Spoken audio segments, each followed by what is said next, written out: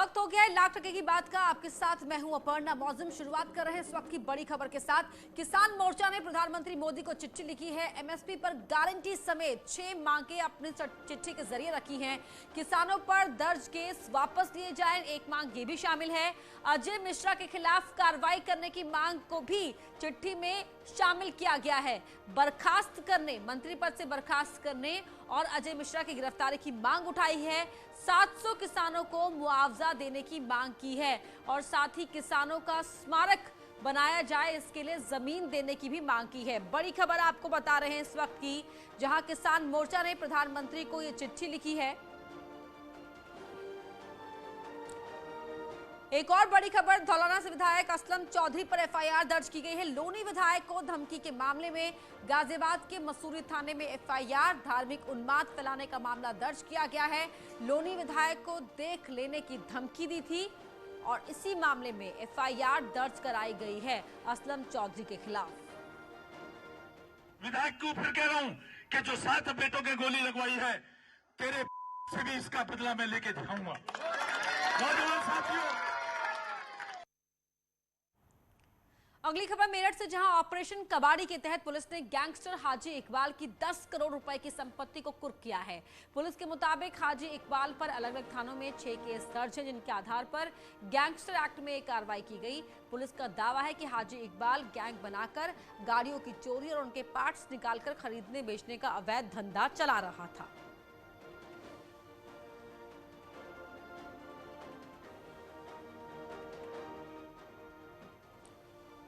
प्रशासन ने आज मुख्तार अंसारी के खिलाफ बड़ी कार्रवाई करते हुए 3 करोड़ की संपत्ति कुर्क की है।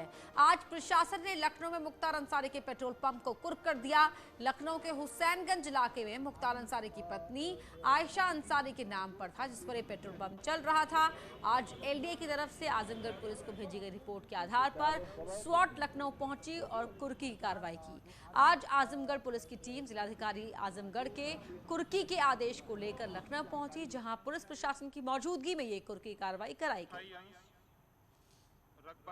जिलाधिकारी आजमगढ़ के महोदय द्वारा पारित आदेश के क्रम में आजमगढ़ की टीम, एलडीए की टीम के द्वारा यहाँ जो है कुर्की की कार्रवाई की जा रही है।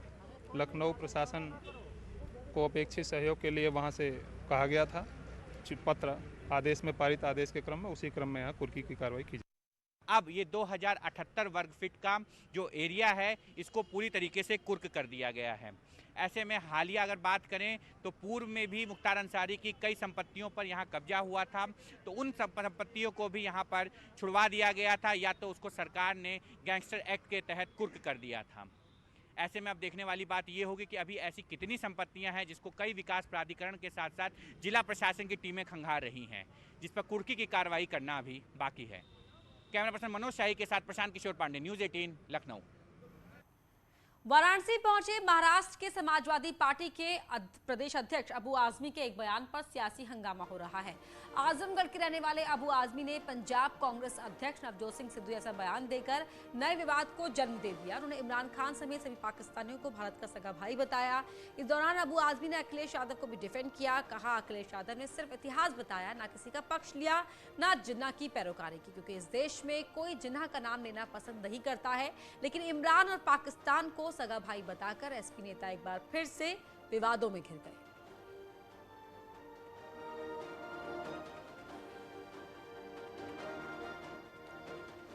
तो समाजवादी पार्टी के महाराष्ट्र अध्यक्ष अबू आजमी ने पाकिस्तान और इमरान खान को सगे भाई जैसा बताया और साथ ही अखिलेश यादव का बचाव भी किया। ऐसा है ना कि कल तक वो हमारे परिवार के लोग थे। एक सगा भाई वहाँ चला गया, दूसरा सगा भाई यहाँ है, और अगर उनसे गले नहीं मिल रहा है तो प्रधानमंत्री जी, आपने सबसे पहले प्रधानमंत्री बनने के बाद वहाँ के वजीर आजम नवाज शरीफ को क्यों बुलाया यहाँ पर? उसके पहले किसी ने नहीं बुलाया था। ये दोनों एक साथ क्रिकेट खेले हैं, खेल में कोई वो नहीं होना चाहिए। और मैं देखता हूँ कि आज जाइए फॉरेन में, लंदन जाइए, अमेरिका जाइए, सऊदी जाइए, कहीं भी जाइए, पाकिस्तानी मिलते हैं, इंडियन मिलते हैं, सब गली मिलते हैं, बात करते हैं आपस में। नहीं, बिल्कुल नहीं, जिन्ना को याद नहीं किया जाता, लेकिन ये कहा जाता है कि आज़ादी के पहले इन नेताओं ने एक साथ तालीम हासिल करके देश की आज़ादी की लड़ाई लड़ी थी। देश की आज़ादी की लड़ाई में सबका योगदान था, लेकिन आज़ादी के बाद डिवीज़न हुआ है, पहले नहीं डिवीज़न हुआ है। तो ये सब बातें मतलब क्या था? जिना को याद कौन कर रहा है? कोई मुसलमान यहाँ के जिना को पसंद नहीं करता है। जिना का नाम लेने से किसी का वोट बढ़ने वाला नहीं है, लेकिन एक हिस्ट्री बयान करना मैं नहीं समझता कि कोई गलत बात है। अबू आजमी के बयान पर बीजेपी प्रवक्ता आलोक अवस्थी ने कहा कि जो लोग जिन्हा को मानते हैं उन्हें पाकिस्तान चले जाना चाहिए। आज समाजवादी पार्टी के महाराष्ट्र के अध्यक्ष ने कह दिया कि इमरान खान को बड़े भाई कहने में क्या एतराज है, और जिन्ना तो आज़ादी के नेता थे। आज़ादी के नेता जिन्ना रहे होंगे, लेकिन जिन्ना भारत के नेता नहीं थे। जिन्ना ने जिनके नेता थे उनके लिए अलग देश ले लिया, और आपको अगर लगता है कि जिन्ना ने सही किया था तो आपको भी उसी देश में चले जाना चाहिए। और मैं साफ साफ कह देना चाहता हूं ऐसे लोगों को कि कान खोलकर सुन लीजिए, जिन्ना की बड़ाई करने वाले और इमरान खान को अपना बड़ा भाई कहने वाले ये जान लें कि वे भारत के विरोध में कार्य कर रहे हैं, और भारत का कानून इस बात की इजाजत नहीं देता है कि भारत के शत्रुओं की आप जो है यहाँ पे बड़ाई करें। बाराबंकी को शाहीन बाग बना देंगे कार्यक्रम में ओवैसी ने दिया यह बयान। किसान कानून की तरह सीएए को वापस लेने की मांग करते हुए कहा कि अगर सीएए एनआरसी वापस नहीं हुआ तो बाराबंकी को शाहीन बाग बना देंगे। मुतालबा करते कि सीएए कानून को भी वापस लिया जाए। हमसे मीडिया वाले पूछ रहे हैं कि अगर नहीं करे तो क्या करेंगे?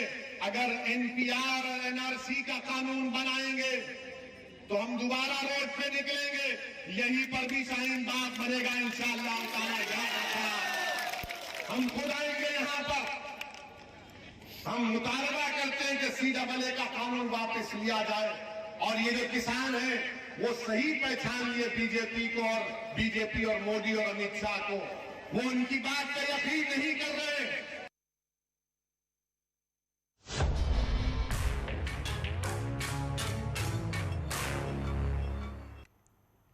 प्रधानमंत्री मोदी और मुख्यमंत्री योगी की शानदार केमिस्ट्री की कुछ तस्वीरें सोशल मीडिया पर छाई हुई हैं। इन तस्वीरों को खुद सीएम योगी ने ट्वीट किया, लेकिन विपक्ष को मोदी और योगी की ये केमिस्ट्री रास नहीं आ रही है। एक तस्वीर हजारों शब्दों से भी ज्यादा ताकत रखती है। लखनऊ में पीएम मोदी सीएम योगी के कंधे पर हाथ रखे हुए नजर आए। इस दौरान दोनों लोगों के बीच 2022 चुनाव को लेकर मंथन हुआ। बॉडी लैंग्वेज का विश्लेषण करने वाले राजनीतिक विश्लेषक कह रहे हैं कि पीएम का योगी पर यूपी को लेकर जो भरोसा है और जो दोनों की केमिस्ट्री है वो तस्वीरों में साफ दिख रही है। लखनऊ की इन तस्वीरों के साथ सीएम योगी ने एक कविता ट्वीट की।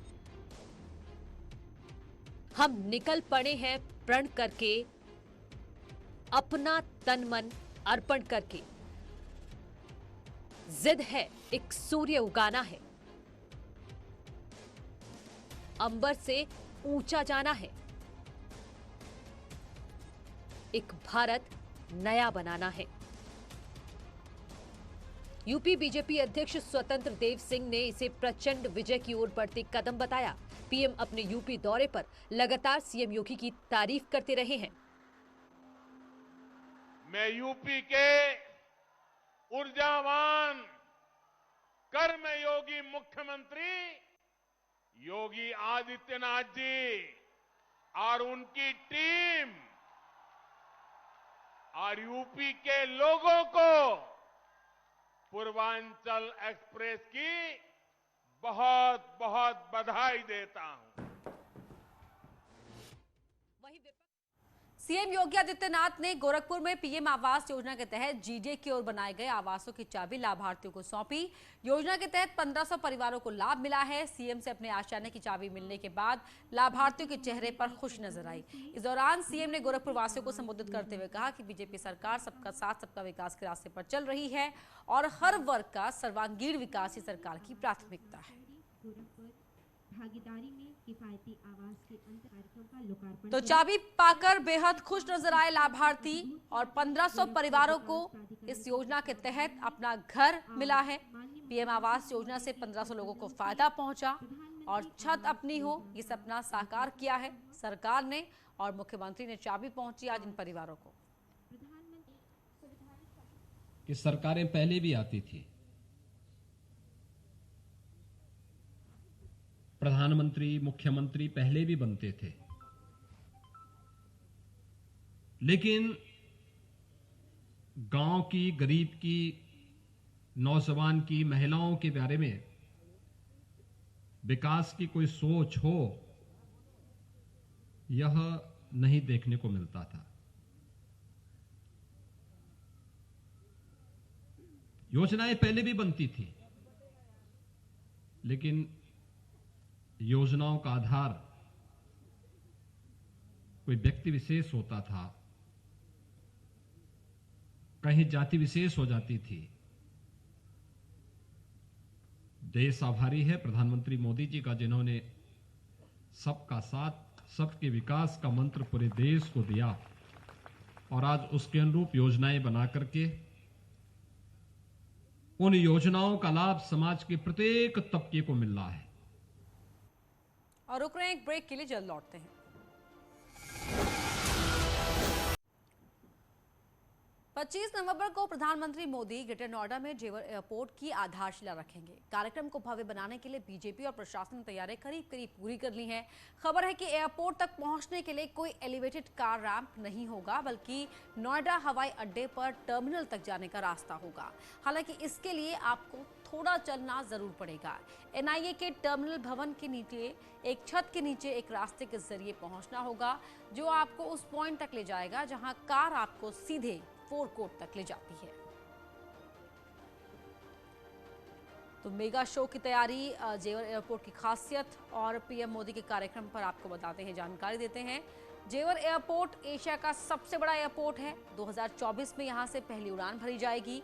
6,200 हेक्टेयर में ये पूरा एयरपोर्ट बनाया जा रहा है। 30,000 करोड़ की लागत इसमें आएगी, अनुमान लगाया गया है। और एयरपोर्ट में कुल 5 रनवे होंगे। 5 साल में 6 लाख लोगों को रोजगार देगा। 2000 इंडस्ट्रियल यूनिट इसमें लगेंगी। टाटा सेंटर पार्क बनेगा, एमएसएमई पार्क बनेगा, आसपास के राज्यों को भी फायदा होगा और सबसे ज्यादा रेवेन्यू देने वाला एयरपोर्ट ये होगा। एक टिकट पर 400 रुपए का राजस्व, शुरुआती क्षमता सालाना 9 करोड़ यात्री इसमें इसकी अनुमान लगाया जा रहा है। तो पश्चिमी यूपी के सारे बड़े बीजेपी नेता इसमें यहाँ मौजूद रहेंगे। 25 नवंबर को यहाँ जेवर एयरपोर्ट का भूमि पूजन शिलान्यास होगा। रोही गांव में प्रधानमंत्री मोदी करेंगे भूमि पूजन। ईंट रखकर यहाँ एयरपोर्ट की आधारशिला पीएम रखेंगे। सीएम योगी भी इस कार्यक्रम में मौजूद रहेंगे। पश्चिमी यूपी के सारे बड़े बीजेपी नेता इस कार्यक्रम में मौजूद रहेंगे। 1.5 लाख लोगों के आने की व्यवस्था की गई है और 500 मीटर लंबा बना रहा है। यहाँ पर वाटरप्रूफ पंडाल बन रहा है 500 मीटर लंबा। कार्यक्रम स्थल पर 4 हेलीपैड बनाए गए हैं। यहाँ रुकेंगे एक और ब्रेक के लिए, खबरें जारी है।